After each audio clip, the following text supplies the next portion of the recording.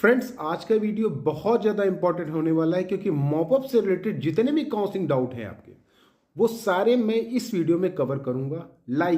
कुछ बच्चों का डाउट है कि मॉपअप काउंसलिंग में किस तरह से हमें सीटें मिलेंगी। ठीक है, बहुत सारे बच्चे ये क्वेश्चन कर रहे हैं कि हम स्टेट कोटा राउंड 2 में हैं, क्या हमें मॉपअप में जाना चाहिए या फिर स्टेट राउंड 2 में सीटें लेनी चाहिए। बहुत सारे बच्चे एलिजिबिलिटी को लेकर परेशान हैं। तो यहाँ पर मैं सारी चीज़ें आपको बताऊंगा कि किस तरह से आप काउंसलिंग में अपीयर होंगे। साथ ही साथ बहुत सारे कैंडिडेट्स का ये डाउट होता है कि हमें एलिजिबिलिटी क्राइटेरिया के बारे में इंफॉर्मेशन नहीं है कि मॉपअप में, ऑल इंडिया कोटा मॉपअप में कौन कौन से कैंडिडेट्स एलिजिबल होंगे। क्या वो कैंडिडेट्स एलिजिबल होंगे जिन्होंने स्टेट राउंड 1 में सीटें ली हुई है या स्टेट राउंड 2 में सीटें ली हुई है, क्या वो जा सकते हैं या नहीं जा सकते हैं। ये सारा डाउट मैं क्लियर करूँगा। और बहुत सारे बच्चों का ये भी डाउट है कि sir all India quota mop up की चॉइस फिलिंग हम कर दें, उसके बाद अगर हमको सीटें नहीं मिलती है तो हम स्टेट मॉपअप में जा सकते हैं।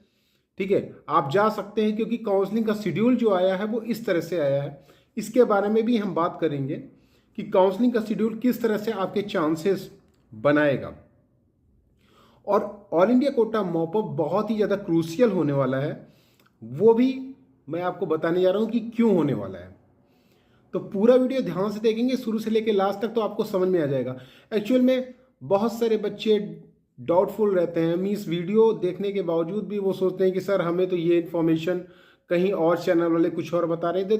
दिक्कत यहाँ पर ये है कि आप में से बहुत सारे बच्चे एक से ज़्यादा चैनल, 10-15 चैनल, 20 चैनल नीट से रिलेटेड ज्वाइन कर लेते हैं। उसके बाद फिर 10 तरह की इन्फॉर्मेशन आप लाते हो, 10 तरह की बातें बताते हो, फिर कहते हो मेरे ही कंटेंट को कि आप व्यूज़ के लिए वीडियोस बनाते हो। मेरे तो वीडियोस एक हफ्ते में 1 या 2 वीडियोस आते हैं, उसमें भी 4 या 5 हज़ार व्यूज़ आते हैं। उसमें भी वही बच्चे जो कि मानते हैं कि ये चैनल फेक इन्फॉर्मेशन कभी नहीं इसने शेयर किया है, केवल जेन्युइन इन्फॉर्मेशन शेयर किया है।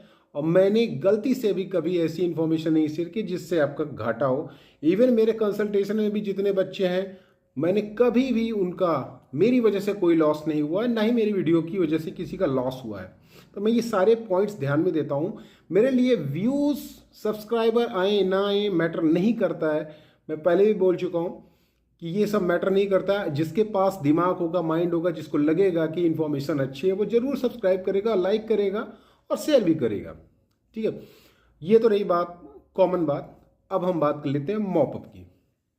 कल आपने एक शेड्यूल देखा होगा, वीडियो को ध्यान से देखिएगा, शुरू से लेकर आज तक मैं आपको सारा बता दूंगा, क्लियर हो जाएगा एकदम फिनिश। कल आपने एक शेड्यूल देखा होगा। अब जो कल का शेड्यूल आया है इसकी इन्फॉर्मेशन मैंने आपको पिछले वीडियोस में ऑलरेडी दे रखी थी। अभी मैंने 2 दिन पहले ही एक वीडियो बनाया था जिसमें मैंने कहा था कि आपका मॉपअप, उसमें शेड्यूल दिया हुआ था 23 से रजिस्ट्रेशन, लेकिन मैंने ये बोला था कि मॉपअप आपका 28 के बाद ही हो सकता है, क्योंकि मोस्टली जो स्टेट हैं उनका राउंड 2 का काउंसलिंग 28 तक जा रहा है। ठीक है, जिसमें यूपी हो गया, बिहार हो गया, और बहुत सारी स्टेट हैं जहां का 28 या 28 से पहले कंप्लीट हो चुका है। बहुत सारी स्टेट का कंप्लीट भी हो चुका है, उड़ीसा लाइक, इसके अलावा हरियाणा के। तो तब तक ये सारी चीज़ें कंप्लीट हो जाएंगी। ठीक है, तो मैंने ये कहा था कि मॉपअप आपका ऑल इंडिया कोटा तभी शुरू होगा जब स्टेट कोटा के राउंड 2 ऑलमोस्ट कंप्लीट हो जाएंगे ज्वाइनिंग। तो हालांकि ज्वाइनिंग नहीं भी कंप्लीट होगी तो ऐसे बच्चों को मौका नहीं दिया जाएगा। ठीक है, तो ये तो रही शेड्यूल की बात। और इसमें एक फ़ायदा आपके लिए ये है कि स्टेट कोटा राउंड 2 में आपको डिसीज़न लेना पड़ेगा। यहाँ पर ऐसा नहीं होगा कि आपका स्टेट का राउंड 2 और मॉपअप के बीच में काफ़ी गैप है। ठीक है, तो आप थोड़ा फ़ायदा उठा सकते हैं, ऐसा कुछ नहीं है। स्टेट कोटा राउंड 2 की ज्वाइनिंग फिनिश होने के बाद ही आपका कुछ होगा।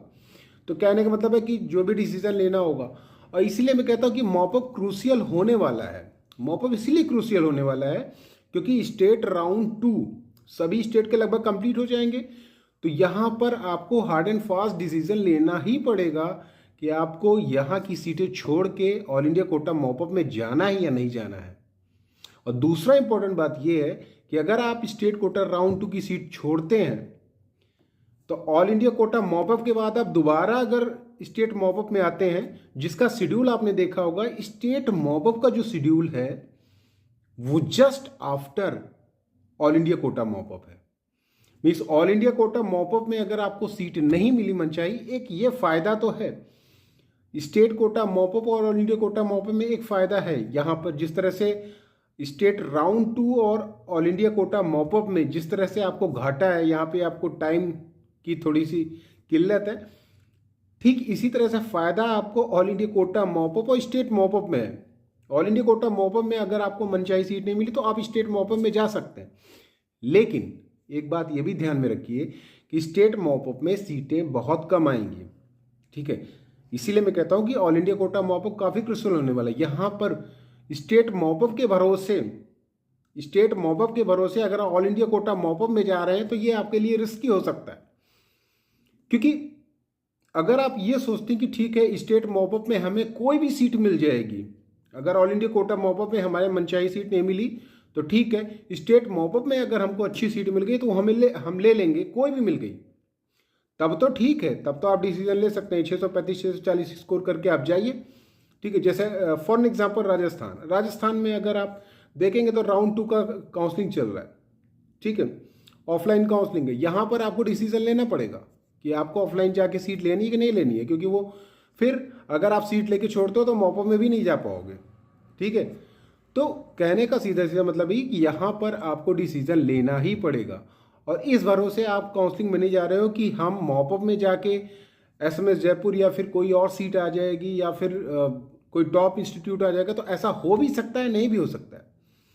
और स्टेट मॉपअप में कम ही सीटें आएंगी, हो सकता है आप 635 640 पे आपको अजमेर मिल रहा हो, और अगर आप ऑल इंडिया कोटा मॉपअप में आपका जो इंस्टीट्यूट जिस चक्कर में आप जा रहे हैं वो ना मिले, और हो सकता है फिर जीएमसी चूरू पाली या फिर भीलवाड़ा की सीटें खाली हो स्टेट मॉपअप में, ये भी हो सकता है।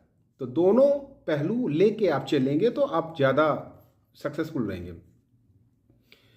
तो पहला ये आपके लिए सबक है, all India quota mop up state mop up के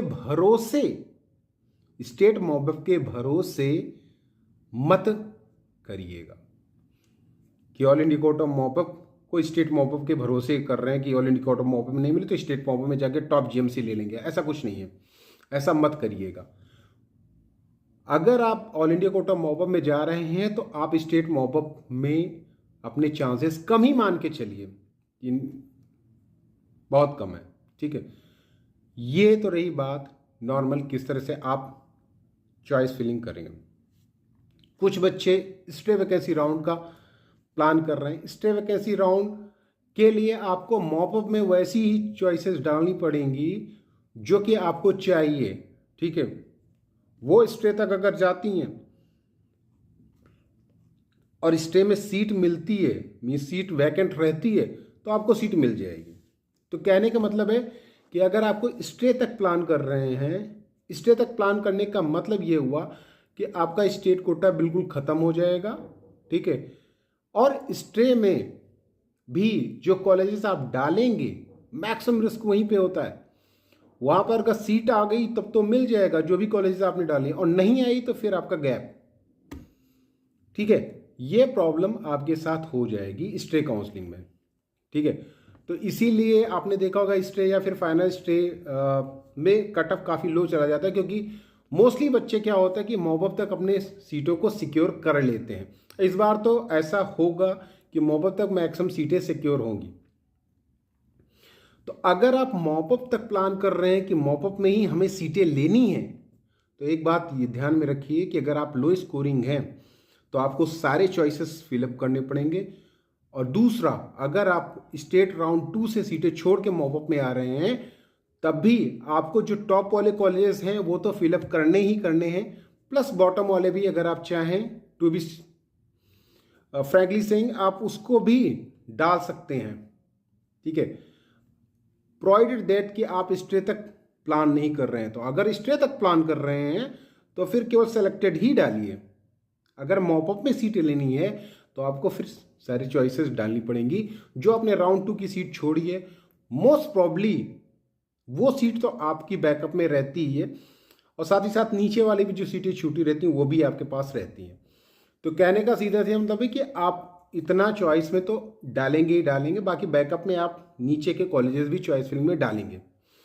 कहने का सीधा सीधा मतलब ये है कि मॉपअप में अगर आपको सीट सिक्योर करनी है तो आपको चॉइसेस सारी फिलअप करनी पड़ेंगी लो स्कोरिंग कैंडिडेट्स के लिए।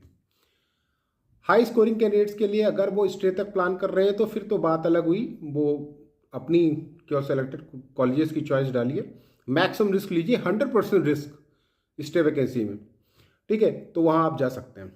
अब रही बात एलिजिबिलिटी की, कुछ बच्चे एलिजिबिलिटी के बारे में पूछ रहे थे कि सर देखो राउंड 1 राउंड 2 ज्वाइंट लिस्ट आई हुई है, आपने देखा होगा, ये बच्चे ना स्टेट कोटा में अब सीट ले सकते हैं ना ऑल इंडिया कोटा में आगे फर्दर राउंड में, ठीक है।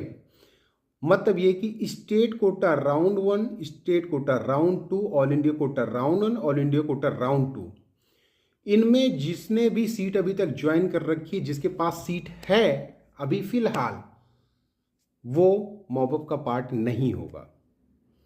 और जिसके स्टेट में अभी काउंसलिंग नहीं हुई है शुरू स्टेट राउंड 2 के और मॉपअप यहाँ चलने लगा, तो उसके यहाँ भी अगर वो पा जाता है सीट तो उसका नाम आ जाएगा, उसको मॉपअप में सीट अलॉट ही नहीं होगी, ठीक है। अगर आप ऐसा सोचते हो कि मेरे यहाँ तो राउंड 2 हुआ ही नहीं, हम तो मॉपअप में जाके पार्टिसिपेट करते हैं, तो यहाँ आपको सीट ही नहीं अलॉट की जाएगी, ठीक है। तो इस डाउट में मत रहिएगा। ये तो रही मॉपअप की एलिजिबिलिटी की बात, मतलब आपके पास कहीं पर भी कोई सीट होल्ड पे नहीं रखे हैं तो मॉपअप में आप जा सकते हैं, ठीक है, कोई प्रॉब्लम नहीं है, ठीक है। ये सिंपल सा एलिजिबिलिटी क्राइटेरिया है। और जो बच्चे राउंड 2 में सीट छोड़ के आए हैं उनको फिर से मॉपअप में रजिस्ट्रेशन करना पड़ेगा, जिनको अभी तक कहीं पर भी सीट नहीं मिली है, ठीक है, वो उनको मॉपअप में रजिस्ट्रेशन नहीं करना है, फ्रेश रजिस्ट्रेशन नहीं करना है, ठीक है। अगर राउंड 1 में आपने फ्री एग्जिट किया है नो इशू, राउंड 2 में आपको सीट नहीं मिली नो इशू, आप मॉपअप में दोबारा रजिस्ट्रेशन आपको नहीं करना पड़ेगा। लेकिन राउंड 2 में अगर आप फॉरफिट किए हुए हैं सिक्योरिटी तो आपको दोबारा रजिस्ट्रेशन और दोबारा सिक्योरिटी फीस भी जमा करनी पड़ेगी। ये तो रही मॉपअप रजिस्ट्रेशन की बात, ठीक है। अब ये मॉपअप की काउंसलिंग मैंने जैसे बताया कि बहुत ही ज़्यादा इम्पॉर्टेंट होने वाली है, और जिस तरह से इसका मैंने शेड्यूल बताया, शेड्यूल भी आपका आसपास स्टेट कोटा के मीन्स स्टेट कोटा राउंड 2 के आसपास ही है, लेकिन मैक्सिमम स्टेट का कवर हो चुका है राउंड 2, ठीक है।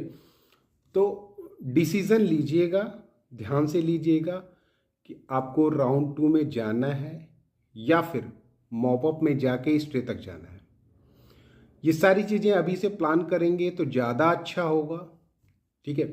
मेरा मकसद यही होता है कि आप लोग को सही जानकारी देना, क्योंकि होता क्या है बच्चे तरह तरह के चैनल तरह तरह की इंफॉर्मेशन लेते हैं, ठीक है। कहीं पर बताया जा रहा है मॉपअप की सीटें बहुत ज़्यादा बढ़ जाएंगी, मीन्स मैं किसी का चैनल देखता नहीं हूँ, लेकिन बच्चे मेरे चैनल पे कमेंट करते हैं या फिर मेरे टेलीग्राम पे कमेंट करते हैं कि सर कुछ लोग बोल रहे हैं, अब मुझे नहीं पता कौन लोग बोल रहे हैं कि मॉपअप में सीट ही नहीं आएगी, कुछ बोल रहे हैं स्टेट राउंड 2 में सीट नहीं आएगी, तो आप 10 तरह की इन्फॉर्मेशन आप देखेंगे तो कन्फ्यूज़ हो ही जाएंगे। तो कहने का सीधा सी मतलब है अपना माइंड यूज़ करिए, ठीक है, और राउंड 2 और मॉपअप के बीच में चूज़ करिए, ठीक है। स्कोर अच्छा है, ट्राई करना चाहते हैं मॉपअप में आप ट्राई कर सकते हैं। स्कोर जैसे कुछ बच्चों का है यूपी के काफ़ी सारे बच्चे हैं जिनको न्यूअर कॉलेज मिला हुआ है, वो सोच रहे हैं मॉपअप में ट्राई करें। तो भाई राउंड 2 की सीट अगर आप छोड़ के आओगे और मॉपअप में आओगे, ठीक है, और मॉपअप में आपके मनपसंद की सीट नहीं मिली, ठीक है, तो फिर आपको स्टेट मॉपअप में जाओगे, ठीक है। स्टेट मॉपअप में क्या आपको उतनी सीटें मिलेंगी? अगर देखा जाए पास्ट ईयर का तो मॉपअप में बहुत ही कम सीटें आती हैं कैटेगरी वाइज। तो ये भी एक फैक्टर देख के चलिएगा कि क्या वाकई में आपको ये करना चाहिए कि नहीं करना चाहिए, या किस बेसिस पे करना चाहिए। अब बहुत सारी स्टेट है जिनका कट ऑफ ही हाई जाता है तो बात अलग हुई, ठीक है। तो ये सारा फैक्टर आप रख के दिमाग में सोच के तभी मॉपअप में जाइए, क्योंकि मॉपअप की काउंसलिंग मैंने फिर से कह रहा हूँ ऑल इंडिया कोटा बहुत ही ज़्यादा इंपॉर्टेंट होने वाली है। बहुत ही क्रूशियल होने वाली है, क्योंकि यहाँ पे मेक और ब्रेक की कंडीशन बन जाएगी आपकी। ऑल इंडिया कोटा मॉपअप में अगर आप सीट नहीं ले पाते हैं तो या तो आप स्टेट मॉपअप में लीजिए, ठीक है, नहीं आपकी सेम चॉइस चली जाएगी स्टे काउंसलिंग में। और अगर आप मॉपअप में नहीं ले लोगे तो फिर मॉपअप को छोड़ के आप स्टे में जा नहीं पाओगे, ठीक है।